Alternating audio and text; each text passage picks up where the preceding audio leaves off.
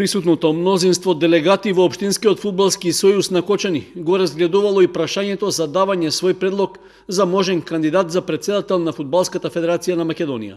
Според размислувањата на оние што присуствуваа на состанокот, се дошло до заклучок дека нема потреба од промени во досегашниот состав на раководството на највисокиот фудбалски орган, односно на функцијата да остане актуелниот председател.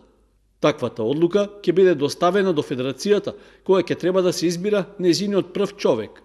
Според секретарот на Општинскиот фудбалски сојуз, со бројот на делегатите што го представуваат регионот, се има солидно влијание во носењето на конечната одлука. Даваме поддршка на председател на Фудбалска федерација на Македонија, актуелниот председател Илчо Ѓурѓиевски за уште еден мандат да ја го води фудбал во Македонија. Имаме членство, значи да бидеме застапени во собранието на ФФМ со 4 делегати. Значи ние имаме веќе на горната граница и како информација ние може да кажеме дека сме малку не сме најголем сојуз. Најголеми сојузи се Тетово, Куманово, Гази Баба, Битола, Прилеп. Тие се поголеми сојузи, ама ние сме, да речеме, во некоја втора, така речене, кој да речеме со 4 делегати. Инаку, изборот на сегашниот председател на Фудбалската федерација на Македонија, Илчо Ѓурѓиевски, беше направен на крајот на јули 2012-та, што значи дека неговиот мандат е веќе истечен.